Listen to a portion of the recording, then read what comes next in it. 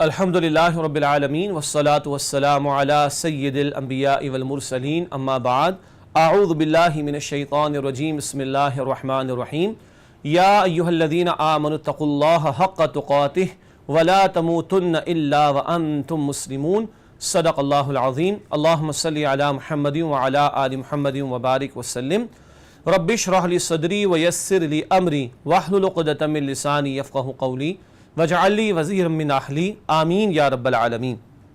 ناظرین کرام السلام علیکم ورحمۃ اللہ وبرکاتہ۔ کبیرہ گناہوں کے بیان کا سلسلہ جاری ہے اور آج کی نشست میں ہم 5 بڑے گناہوں کا ذکر کریں گے۔ اللہ تعالی ہمیں ہر گناہ سے بچنے کی توفیق عطا فرمائے۔ اس سیریز کا مقصد بھی یہ ہے کہ ہمارے سامنے گناہ نمایاں ہو کر آ جائیں جن سے ہمیں بہرحال بچنا ہے، کیونکہ یہ کبیرہ گناہ وہ ہیں جو دنیا میں بھی لعنت یا سزا کا باعث بنتے ہیں اور آخرت میں بھی لعنت یا سزا کا باعث بنیں گے۔ جن 5 گناہوں پر آج ہم بات کریں گے اس میں سے پہلا گناہ ہے نماز میں چوری کرنا۔ اللہ اکبر، نماز میں چوری کرنا یہ بڑے گناہوں میں شامل ہے۔ یہ کیا ہوتا ہے اس پر بات کریں گے آگے چل کر انشاءاللہ۔ نمبر 2، قبروں کو سجدہ گاہ بنا لینا۔ قبروں کو سجدہ گاہ بنا لینا، اس پر بھی بات کریں گے۔ نمبر 3، بلا عذر جمعے کی نماز کو ترک کر دینا۔ بلا وجہ، بلا عذر جمعے کی نماز کو ترک کر دینا یہ کبیرہ گناہوں میں شامل ہے۔ نمبر 4 جس پر ہم بات کریں گے، جس چوتھے گناہ پر بہت معروف ہے ہمارے ہاں، تعمیرات پر بیجا مال خرچ کرنا۔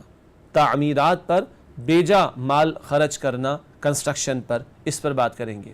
اور 5واں گناہ جس پر گفتگو ہوگی وہ ہے کسی نابینا آدمی کو غلط راستہ بتانا۔ یہ بھی تکلیف پہنچانے کے مترادف اور برابر ہے۔ کسی نابینا آدمی کو غلط راستہ بتا دینا اور اس پر لگا دینا یہ بھی کبیرہ گناہوں میں شامل ہے۔ آج ان 5 گناہوں کے حوالے سے گفتگو رہے گی۔ آئیے سب سے پہلے گناہ پر بات کرتے ہیں آج کی نشست کے بیان کے اعتبار سے، اور وہ ہے نماز میں چوری کرنا۔ اللہ اکبر، نماز فرض ہے، بندہ آ بھی گیا، بڑا اہتمام اس نے کیا، وقت فارغ کیا، نیند کی قربانی دی، مصروفیات کو ترک کیا، وضو بھی اس نے کیا، مگر نماز میں وہ چوری کر رہا ہے تو یہ بدترین چور ہے۔ یہ رسول اللہ علیہ السلام کا فرمان ہے۔ چنانچہ مسند احمد میں روایت ہے، آپ صلی اللہ علیہ وآلہ وسلم نے فرمایا بدترین چور وہ ہے جو نماز میں چوری کرتا ہے۔ بدترین چور وہ ہے جو نماز میں چوری کرتا ہے۔ صحابہ کرام رضی اللہ تعالی عنہم اجمعین نے عرض کی، اللہ کے رسول صلی اللہ علیہ وسلم نماز میں چوری کیسے ہوگی؟ تو آپ صلی اللہ علیہ وسلم نے فرمایا، ایک شخص نماز میں رکوع صحیح طرح ادا نہیں کرتا، سجدہ صحیح طرح ادا نہیں کرتا، جلدی جلدی نماز ادا کرتا ہے، یہ نماز کی چوری ہے، اور نماز میں چوری کرنے والا بدترین چور ہے۔ عام چوری ہوتی ہے بندوں کے ساتھ، بندوں کا حق مارا جاتا ہے، بندوں کی حق تلفی کی جاتی ہے۔ نماز تو اللہ کے لیے ادا کی جاتی ہے، اس میں چوری کرنے والا، اللہ اکبر، اللہ کے ساتھ چوری، استغفر اللہ۔ یہ جو جلد بازی میں نماز ادا کی جا رہی ہے یہ جرم ہے، گناہ ہے۔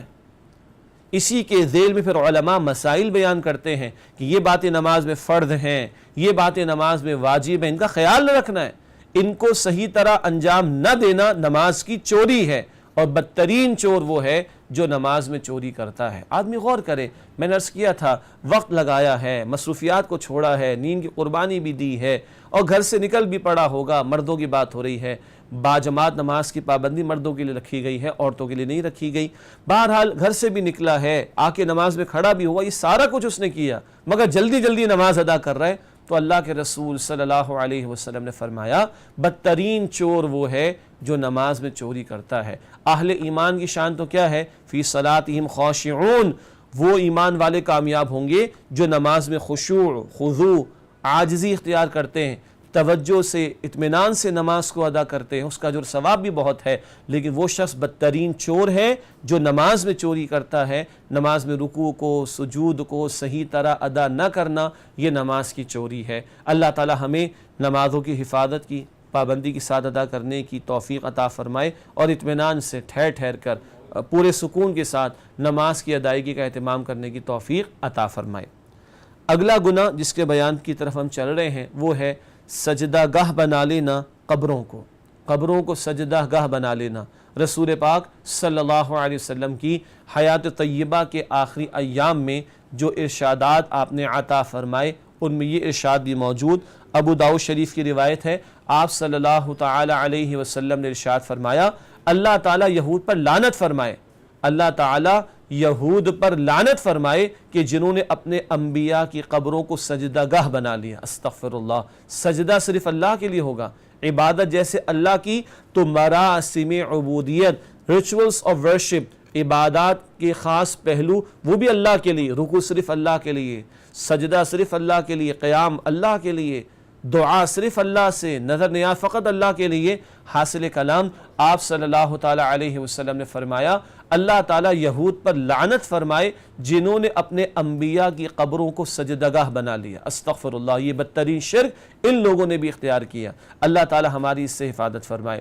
آپ صلی اللہ علیہ وسلم نے یہ بھی ارشاد فرمایا، مسند احمد کی روایت ہے کہ بدترین لوگ وہ ہیں جو قبروں کو مسجد بنا لیتے ہیں، معاذ اللہ، بدترین لوگ وہ ہیں جو قبروں کو مسجد بنا لیتے ہیں۔ یہ مسند احمد کی روایت۔ قبروں کو سجدہ کرنا ہم بھی اپنے اس ملک پاکستان کے کچھ علاقوں میں دیکھتے ہیں۔ اللہ کے نیک بندے جہاں جہاں دفن ہیں ان اللہ کے نیک بندوں کی سیرت کا مطالعہ کرنا چاہیے، اور انہوں نے توحید کے تقاضوں پر عمل کیا، توحید کی دعوت دوسروں کو دی، مگر کچھ لوگوں کو ہم دیکھتے ہیں نا سمجھی میں یا دیکھا دیکھی یا جہالت میں آ کر وہ قبروں کو سجدہ کرتے ہیں۔ یہ حرام ہے، یہ حرام ہے۔ اور اللہ کے نبی صلی اللہ علیہ وسلم نے یہود پر بھی لعنت فرمائی اور فرمایا کہ بدترین لوگ وہ ہیں جو قبروں کو مسجد بنا لیتے ہیں، قبروں پر سجدے کرتے ہیں۔ اللہ رب العالمین نے اس سے روکا، رسول پاک صلی اللہ علیہ وسلم نے اس سے منع فرمایا، اور ان کاموں کا کرنا یہ شرک ہے، اور شرک ناقابل معافی جرم ہے۔ ان اللہ لا یغفر ویشرک بہ ویغفر ما دون ذلک لمن یشاء، اللہ تعالیٰ اس بات کو معاف نہیں فرمائے گا کہ اس کے ساتھ کسی کو شریک کیا جائے، اس کے سوا جس گناہ کو چاہے گا معاف فرما دے گا۔ یہ دوسرا گناہ جس کا ذکر ہوا، اور وہ ہے قبروں کو سجدہ گاہ بنا لینا، قبروں پر سجدے کرنا۔ اس سے رسول پاک صلی اللہ علیہ وسلم نے روکا، بلکہ لعنت بھی فرمائی ہے۔ تیسرا گناہ جس کا بیان اس وقت کرنا مقصود ہے وہ جمعے کی نماز کے حوالے سے۔ ایک اصولی بات سمجھ لیجئے، ایک شخص غلام ہے یا مسافر ہے یا خاتون ہے کوئی، یا ایسا بیمار کہ وہ چل پھر نہیں سکتا، مسجد تک نہیں پہنچ سکتا، ان پر تو جمعے کی پابندی نہیں۔ غلام ہے، مسافر ہے، خاتون ہے، یا ایسا مریض یا بیمار اب نہیں پہنچ سکتا، ان پر تو جمعے کی پابندی نہیں ہے۔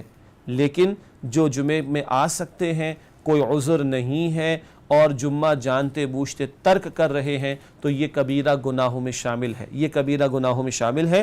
اللہ کے رسول صلی اللہ تعالی علیہ وسلم نے ارشاد فرمایا کہ جو شخص غفلت کی وجہ سے 3 مرتبہ مسلسل جمعے کی نماز ترک کر دے، اس کے دل پر مہر لگا دی جاتی ہے۔ اللہ اکبر، جو شخص غفلت کی وجہ سے 3 مرتبہ مسلسل جمعے کی نماز کو ترک کر دے، اس کے دل پر مہر لگا دی جاتی ہے۔ یہ مسند احمد کی روایت۔ مہر لگانے کا مطلب اب ہدایت اس سے واپس لے لی جائے گی۔ ختم اللہ علی قلوبہم والی بات بھی ہے نا، اللہ نے دلوں پر مہر لگا دی، یعنی اب ہدایت سے اس کو محروم کر دیا جائے گا، خیر سے اس کو محروم کر دیا جائے گا۔ اللہ تعالیٰ اس سے ہماری حفاظت فرمائے۔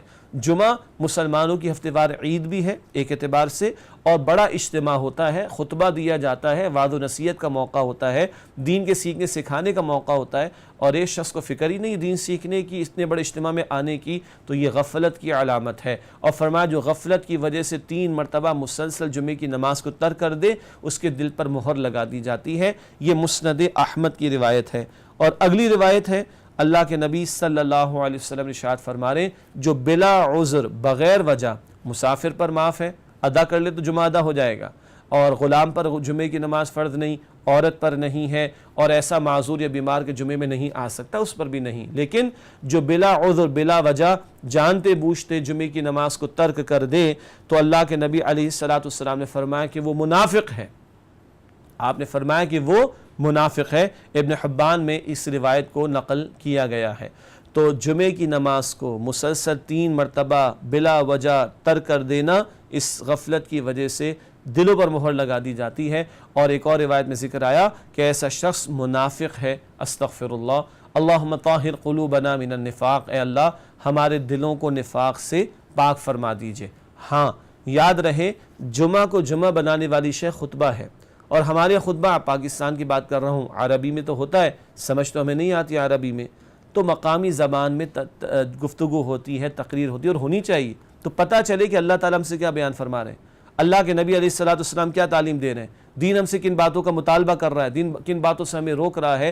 یہ سارا وعظ و نصیحت کا اہتمام جمعے کے خطبے کے ذریعے سے ہو جاتا ہے، تو ہمارے لیے ضروری ہے کہ وہ مقامی زبان میں جو گفتگو ہو رہی ہے وہاں اول وقت میں پہنچے، تاکہ غفلتیں ہماری بھی دور ہوں ہفتے بھر کی، اور دین کو سیکھ کر اس کے تقاضوں پر عمل کرنے کا موقع مل سکے۔ چوتھا گناہ جس پر بات کرنی ہے، جو بہت معروف ہمارے معاشرے میں دکھائی دیتا ہے، وہ ہے مال کا ضائع کرنا تعمیرات میں، کنسٹرکشن میں۔ اب یہ بات بڑی عجیب بھی لگے گی، کہاں ہمارے یہاں ہیں بڑے بڑے محلات، اور اس قدر بڑے محلات کے ساتھ نسلیں اگر ایک وقت میں پیدا ہو جائیں تو وہ بھی اس میں رہ لیں، اور رہنے والے 4 لوگ ہیں۔ اللہ اکبر کبیرہ، ایسا پیسے کا ضیاع اور مال کا برباد کیا جانا۔ آئیے اس تعلق سے احادیث میں کیا ذکر آیا اس پر بات کرتے ہیں۔ اللہ کے رسول صلی اللہ تعالی علیہ وسلم نے ارشاد فرمایا، سب سے بدترین وہ چیز جس میں مسلمان کا مال ضائع ہوتا ہے وہ تعمیرات ہیں۔ اللہ اکبر، سب سے بدترین چیز جس میں مسلمان کا مال ضائع ہوتا ہے وہ تعمیرات ہیں۔ یہ ابو داؤد شریف کی روایت ہے، رسول پاک صلی اللہ علیہ وسلم کا فرمان ہے۔ بدترین وہ چیز جس میں مسلمان کا مال ضائع ہوتا ہے وہ تعمیرات ہیں، یہ ابو داؤد شریف کی روایت۔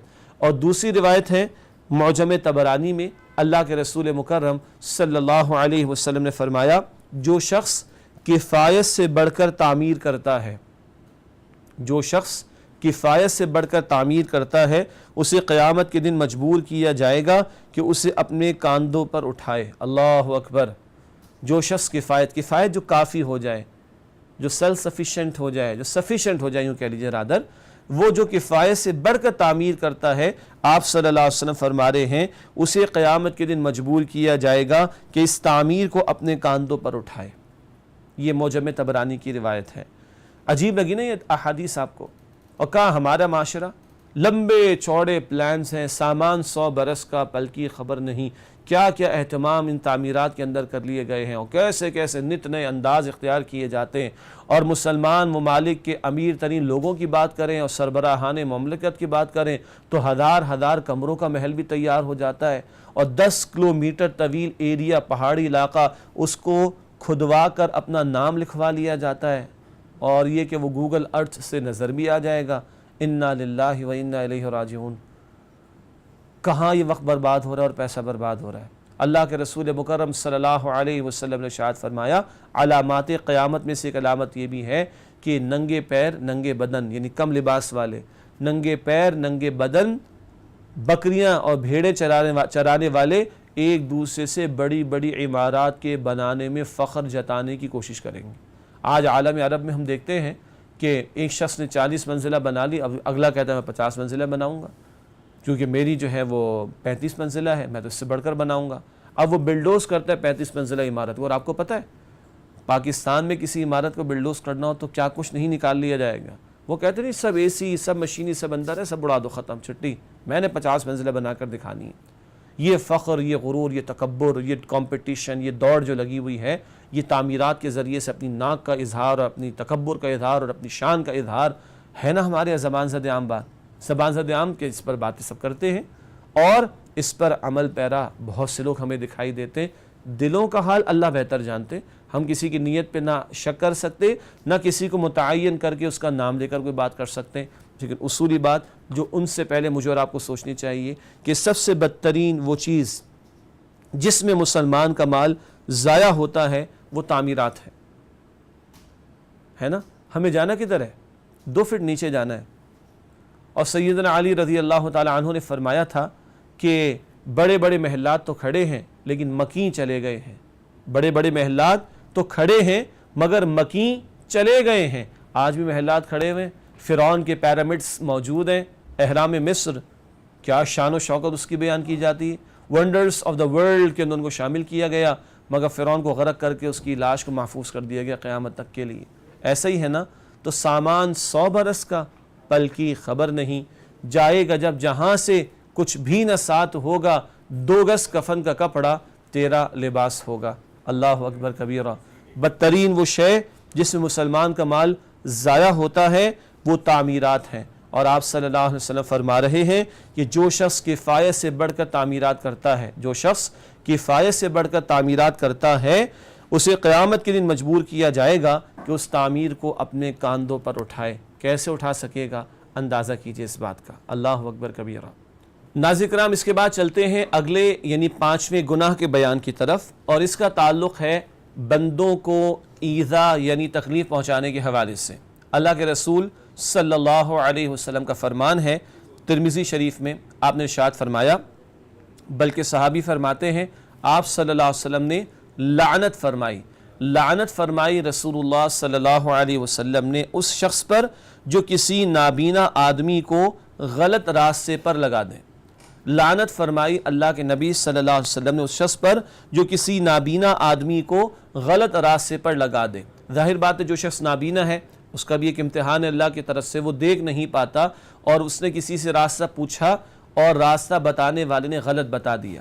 یہ حرکت بڑی گھٹیا حرکت ہے، بڑی نیچ حرکت ہے، بہت ہی برا کام ہے، بلکہ کبیرہ گناہوں میں علماء نے اس کو شامل فرمایا کہ کسی کی معذوری کا یہ مذاق اڑا دیا اور اس کو غلط راستے پر لگا دیا۔ اور یہ حرکت ہمارے ہاں ہو جاتی ہے، کئی مرتبہ نوجوانوں کو ہم دیکھتے ہیں کہ کسی نابینا کو غلط راستے پر لگا دیا یا ایسے رخ پر لگا دی کہ اس غریب کو بیچارے کو تکلیف پہنچے، اس کی ٹکر ہو جائے یا کوئی چیز اس کو لگ جائے معاذ اللہ۔ یہ بڑی گھٹیا حرکت ہے اور ایذائے مسلم حرام ہے۔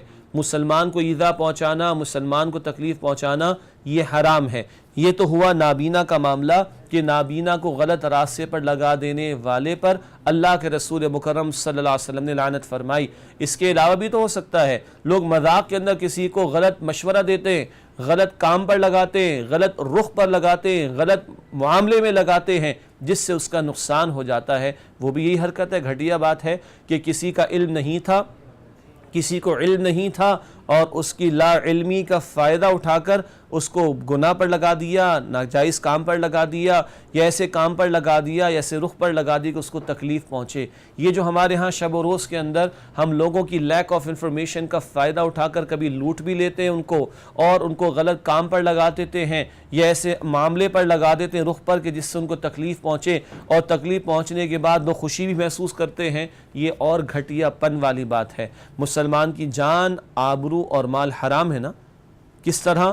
حجۃ الوداع کا خطبہ، 9 ذی الحجہ عرفہ کا دن اور ذی الحجہ کا مہینہ اور حرم کی مقدس زمین، جیسے یہ حرام ان کی حرمت کو برقرار رکھنا لازم، ایسے مسلمان کی جان، مسلمان کا مال، مسلمان کی آبرو بھی حرام ہے۔ تو اس طرح کسی نابینا کو غلط راستہ بتا کر غلط راستے پر لگا دینا یہ بھی حرام ہے۔ اسی طرح کسی کو اس کی لیک آف انفارمیشن کی وجہ سے غلط راہ بتا دینا، غلط کام پر لگا کر محظوظ ہونا یا اس کی کم علمی یا لا علمی کا فائدہ اٹھا کر اس کو نقصان پہنچانا، یہ سارے کام بھی بہرحال ایذائے مسلم میں شامل ہیں، مسلمان کو تکلیف پہنچانے میں شامل ہیں، اور بہرحال مسلمان وہ ہے کہ جس کی زبان اور ہاتھ سے دوسرے مسلمان محفوظ رہیں۔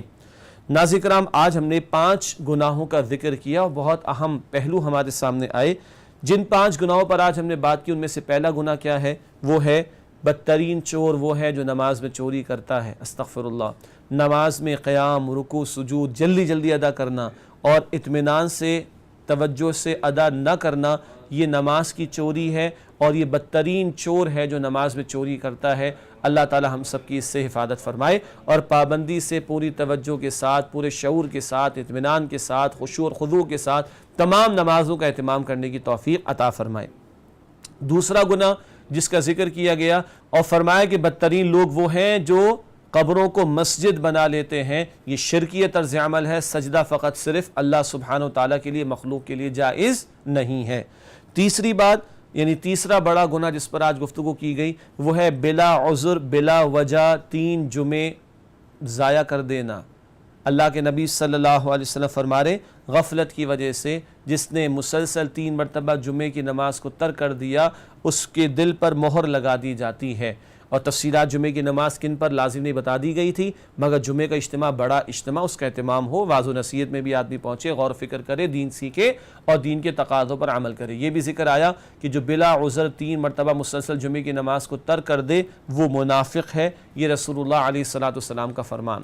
چوتھا گناہ جس پر بات کی گئی وہ یہ ہے کہ بدترین چیز جس میں مسلمان مال ضائع کرتا ہے، بدترین شے، بدترین معاملہ جس میں مسلمان مال ضائع کرتا ہے وہ تعمیرات۔ اور آپ صلی اللہ علیہ وسلم نے یہ بھی فرمایا کہ جو شخص کفایت سے بڑھ کر تعمیر کرتا ہے اسے قیامت کے دن مجبور کیا جائے گا کہ اسے اپنے کاندھوں پر اٹھائے۔ استغفر اللہ۔